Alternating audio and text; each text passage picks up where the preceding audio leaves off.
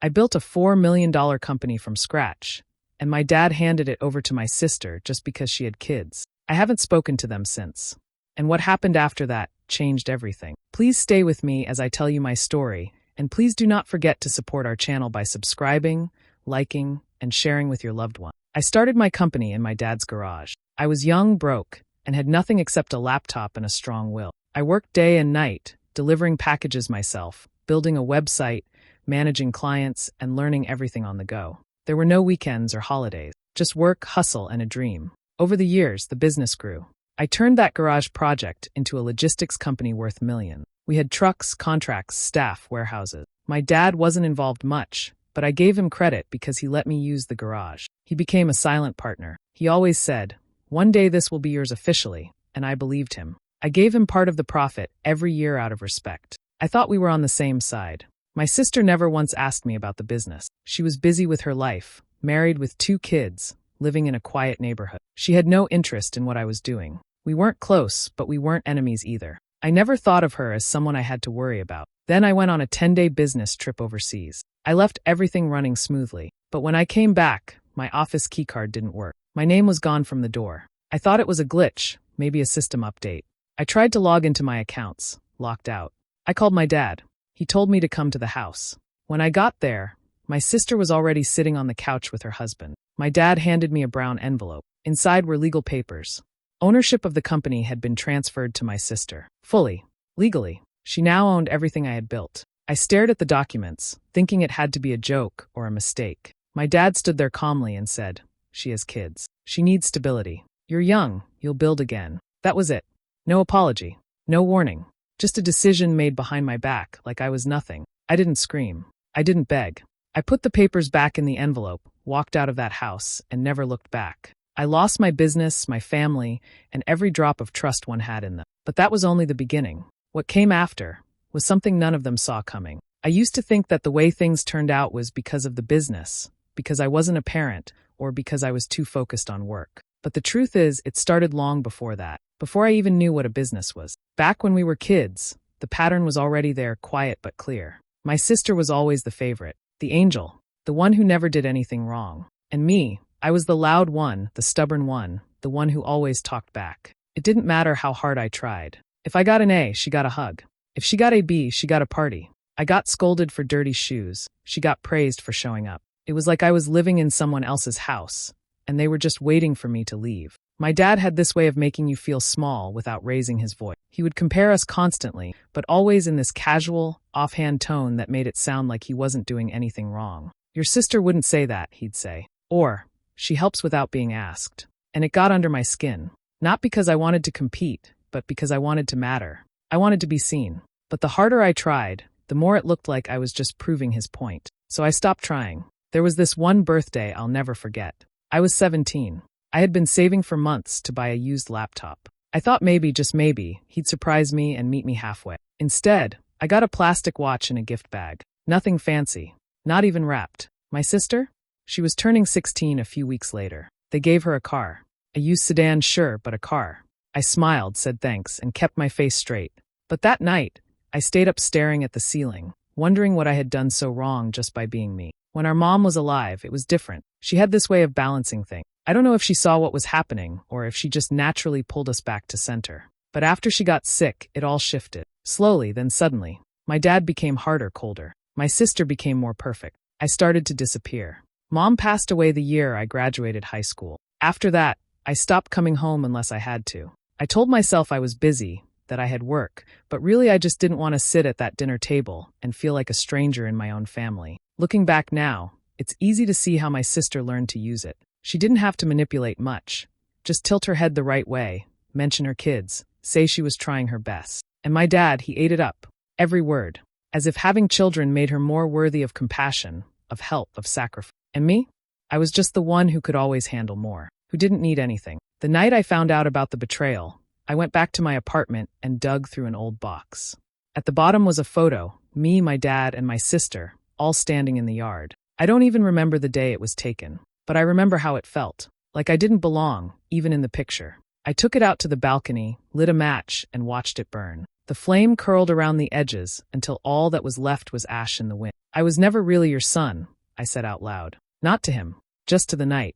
After I left my dad's house that day, I didn't go home. I just drove. I didn't even know where I was going. My mind was blank, but my chest felt like it was being crushed. I ended up parking in a grocery store lot and sitting there until the sky went dark. I didn't call anyone. I didn't know what to say. What do you even say when everything you built is suddenly gone? I tried to talk to a few of my business contacts, the people I'd worked with for years. Most of them didn't pick up. One of them finally called me back and sounded nervous, almost guilty. He said something about how things were complicated now, and how he didn't want to be caught in the middle. That was the first time I realized how alone I really was. Whatever legal trap they'd set up around the business, it was working. Nobody wanted to risk getting pulled into it. Then the emails started bouncing. My company address was shut down. I couldn't log into any of our platforms. My access to client dashboards, internal files, contracts, wiped. I tried resetting my password, but even those backups were locked. It was like I'd been deleted from my own company. And then came the final hit. My personal social media accounts, gone. My name, my photos, everything I'd ever posted erased. That was when it started to sink in. Not only had they taken the company, they were erasing every trace that I had ever been part of it. It wasn't just betrayal. It was a burial. I stopped answering messages. I didn't trust anyone. I didn't want pity. I just wanted to disappear. My apartment lease was up in 2 weeks. I couldn't afford to renew it. My accounts were frozen, and my lawyer told me that anything tied to the company could be pulled into their legal claims. I packed a few clothes into the back of my truck and started living in it. The first few nights were okay. I parked near a gym so I could shower and pretend like things were normal. But after a week, everything started to feel heavy. The silence, the cold, the slow, steady realization that I had nothing left. I kept checking the news. Part of me hoped there'd be a mistake, that someone would notice what had happened, that someone would ask questions. But instead, I saw a photo of my sister in a blazer standing in front of the new office logo. The company had been renamed, a sleek corporate rebrand. My name was nowhere. No mention of how it started. No mention of me. One morning, I bought a cheap cup of coffee from a gas station and sat in my truck scrolling through headlines. And there it was, bold letters, front page of a local business magazine. Family-owned empire doubles profit under new leadership. There was a picture of my dad and sister smiling like they had won something, like they hadn't stolen it. I didn't even feel anger anymore, just numbness. Like I had been replaced. Like I never existed. I stopped existing, not just online, in real life too. I changed my name, burned every document that tied me to the past, and left the city without telling a soul. I took a train, paid in cash, and disappeared into places where no one cared who I was. People didn't ask questions where I went. They just needed workers. So I worked. I stocked shelves in the back of a 24-hour store, cleaned toilets in a rundown motel, unloaded trucks overnight at a warehouse. Whatever paid just enough to keep me fed and invisible. I rented rooms by the week, stayed quiet, kept my head down. Every dollar I made I saved. Not because I was trying to rebuild a life. Not yet. That came later. At first, I just wanted silence. I wanted to feel nothing, but silence didn't last. One night, I found a discarded tablet someone left in a laundry room. I fixed it up, got on the free Wi-Fi from the diner next door, and typed in the name of the company I had built. It hurt, but I couldn't stop. Every day I read the latest news about them. Every glowing article, every new client, every staged photo of my sister smiling beside my father. I knew what was real. I knew the corners they cut, the way they treated workers behind the scenes, the contracts they broke and covered up. The public didn't see that, but I did. I started saving links, screenshots, notes. Patterns emerged, mistakes I would have fixed, promises I knew they couldn't keep. I made a list, then another. I wasn't thinking revenge yet. Not clearly. I just wanted to document what they were hiding. It felt like taking notes for a final exam I'd already failed. Then came the blog. I used an alias, a fake name that meant nothing. I didn't write about my story, just about the industry. The flaws, the loopholes, the way companies like mine had grown rotten from the inside. I posted anonymously, carefully, using coffee shop Wi-Fi and public library. I wrote about bad leadership, about ghost founders, about what happens when a business grows too fast with no soul behind. Readers started finding it. Not many at first, but enough. Some left comments. Others emailed. A few shared their own stories, small, brutal betrayals hidden under shiny press releases. It gave me fuel and direction. The idea hit me in the middle of a shift at a warehouse. I was stacking boxes, and a forklift whirred past me way too fast. I thought, if I were still running things, that wouldn't have happened. That thought stayed with me. I kept thinking it again and again. I knew I couldn't take back what they stole. but I could outbuild it. Smarter, quieter, stronger. Something designed to beat them at every turn. That night, I opened a blank document. I wrote down everything I remembered about how I built my old company. Then I wrote down everything I'd do differently. A new model, a new name, a new set of rules. Not just to compete, but to win. I didn't tell anyone. I didn't post about it. I just worked. Every night after my shift, I sketched designs, wrote code, reached out to freelancers who didn't ask questions. I used cache, aliases, encryption. No one could trace it back to me. It was mine, and it was invisible. One night, I caught my reflection in the bathroom mirror of a gas station. I looked older, thinner, eyes sharper. I stared at myself for a long time, then said out loud, just once, "They taught me how to kill. Not people, but legacies." I used to believe that betrayal happened in a single moment, like a door slamming shut. One action, one choice. But that's not how it works. Real betrayal starts slow. It creeps in through small cracks, words, glances, conversations you're never part of. You think you're just missing things, but what's really happening is that a plan is unfolding right behind your back, and you're the only one not reading the script. It started to make sense once I stepped far enough away to see the full picture. There were signs I ignored, little moments that didn't add up. The way my dad used to say, "Your sister's going through a lot," every time I brought up how disconnected she was from the family, or how he always downplayed my accomplishments, calling them lucky or well-timed, as if none of it had to do with skill or work. The hardest part was realizing it wasn't sudden. He had been preparing her for years, slowly feeding her bits of the business when I wasn't looking, encouraging her to take business courses, join advisory calls under the excuse of learning about the family company, while I was out running deliveries or dealing with clients. She played her part perfectly, smiling, asking the right questions, pretending she didn't care about any of it. Then I found the letter. It was tucked in an old family album my mom had kept, sealed in an envelope with my name on it. Her handwriting hadn't changed. She wrote it during her last few months, when she knew she was running out of time. She said she loved both of us, but warned me not to ignore my instinct. One line stood out. "If he ever chooses her, run and then rise." She must have seen it coming, long before I did. And she tried to protect me the only way she could. After that, I started to understand everything different. My dad never saw me as someone to lead. He saw me as someone who could build, carry weight, push through, but not think, not decide, not shape anything. I was the engine. My sister was the face he wanted in the driver's seat. And that's exactly what he gave her. Once she was in charge, things got worse. The first thing she did was fire the staff who had been loyal to me from day one. People I'd worked beside during the hard year. People who had stayed through pay cuts and chaos. Gone in a week. Then she brought her husband in. No experience, no knowledge of the business. He was suddenly head of operations. I heard from someone that he started signing deals I would have laughed out of the room. I didn't act right away. I watched. I waited.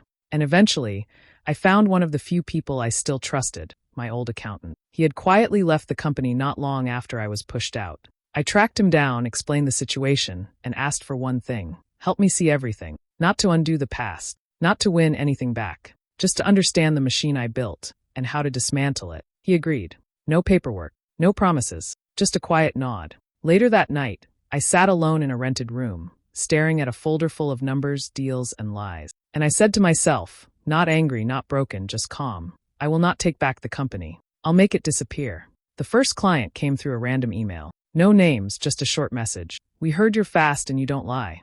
Let's talk." I didn't answer right away. I sat with it for a full day, unsure if it was bait. When I finally replied, I used a new alias, sent over a basic quote with better rates than the market average, and closed the deal in 2 emails. No phone calls, no names, just results. That became the pattern. Quiet, clean, efficient. I built the business under a name no one had heard before, and I made sure it stayed that way. The website was minimal, the branding untraceable, the team fully remote and paid well. We didn't look like a company. We looked like a whisper. Word spread in small circles. People tired of delays, of being overcharged, of being ignored. These weren't giant corporations. They were mid-sized businesses, the kind that value reliability over show. I didn't have to steal them. I just had to listen. Within months, we were chipping away at the base of their client list, one contract at a time. I kept everything lean. No offices, no fluff, no fake smiles. I chose partners carefully, people who had been burned before and didn't ask too many questions. I knew where the gaps were in their old operation because I'd built the system. I also knew what corners they were cutting now that I was gone. Then came the breaking point. A warehouse supervisor from one of their locations sent me a message through my blog.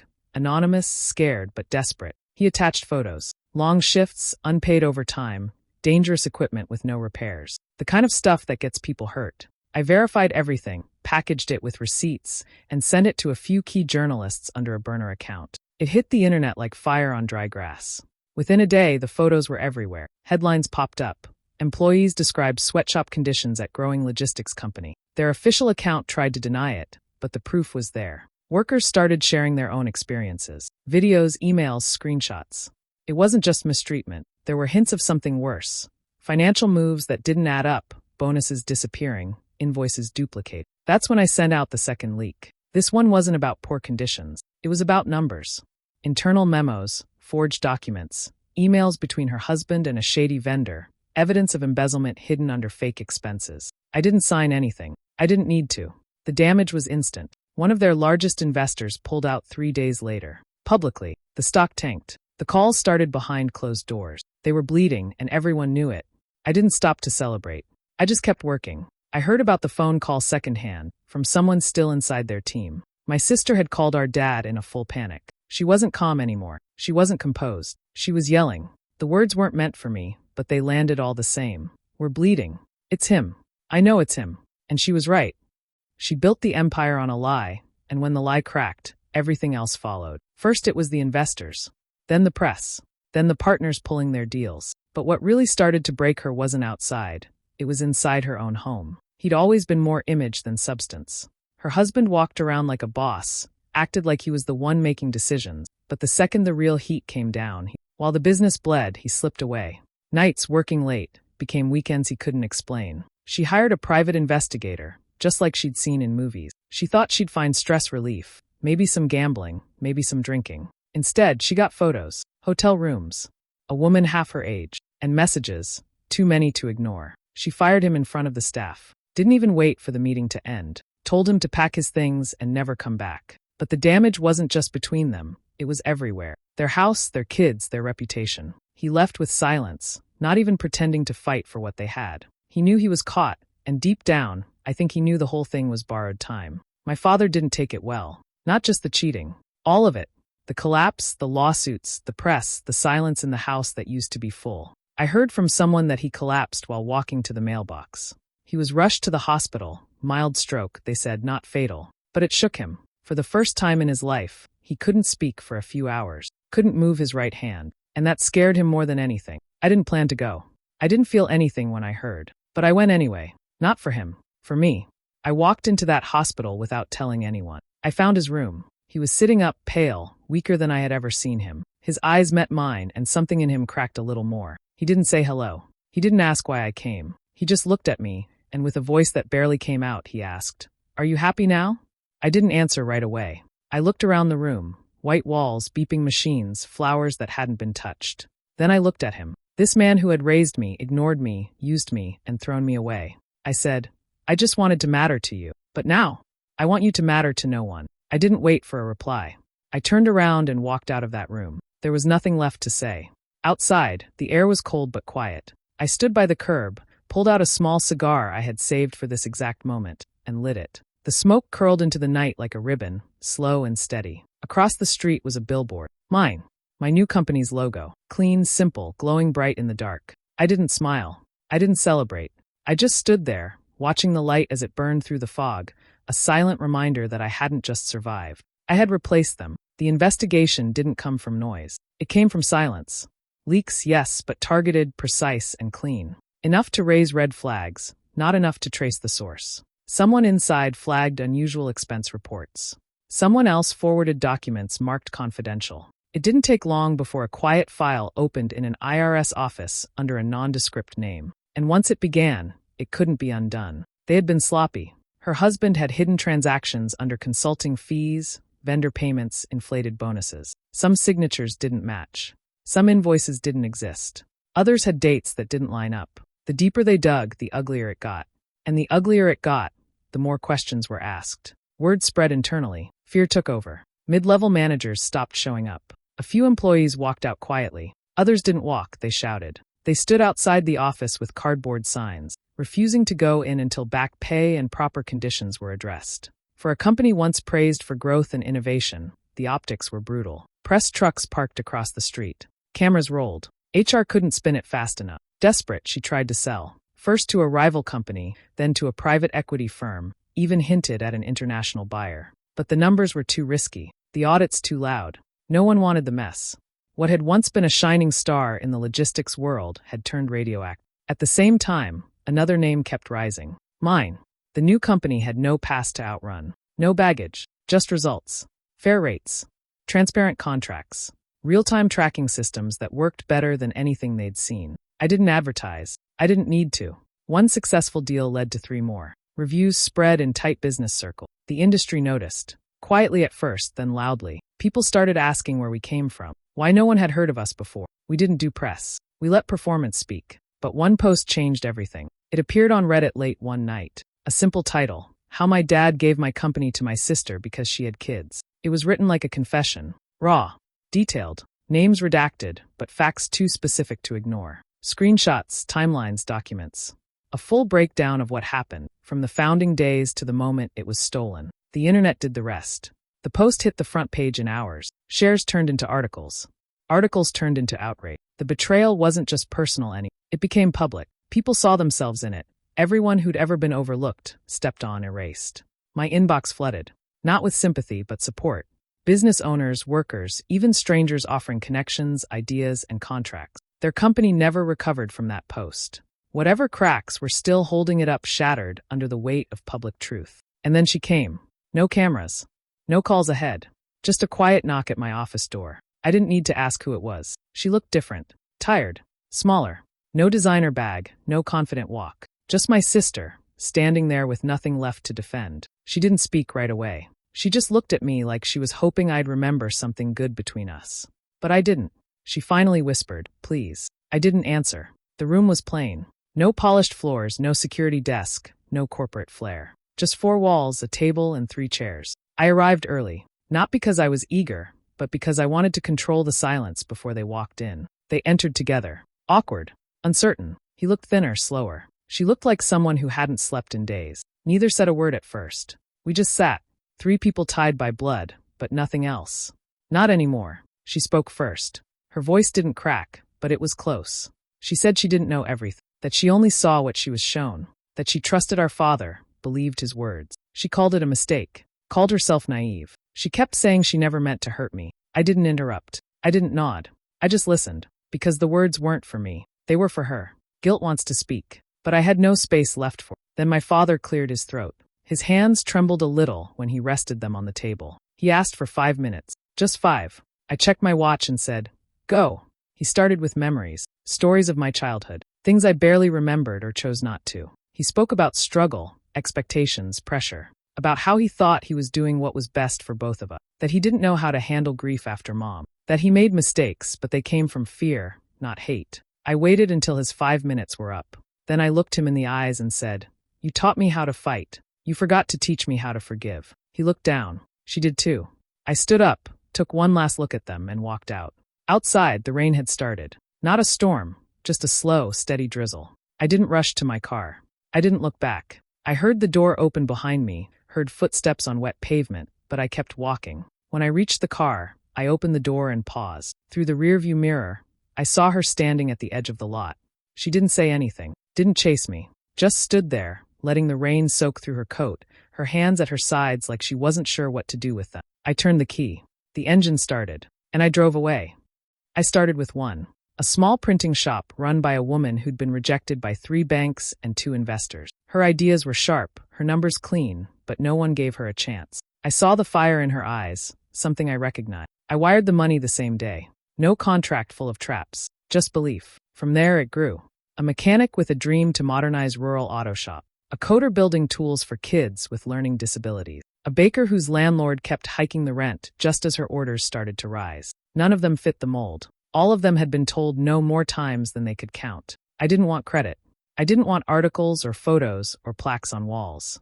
I just signed my initials. That was enough. No one asked about my past, and I never offered it. The only thing that mattered was the future we were building, quietly from the ground up. People began to notice, not the public, but those who mattered, the ones doing the work. They started calling the mysterious investor, the ghost with the golden touch. I smiled when I heard that. Not because of the name, but because it meant they'd stop trying to trace the face behind them. They only saw the results.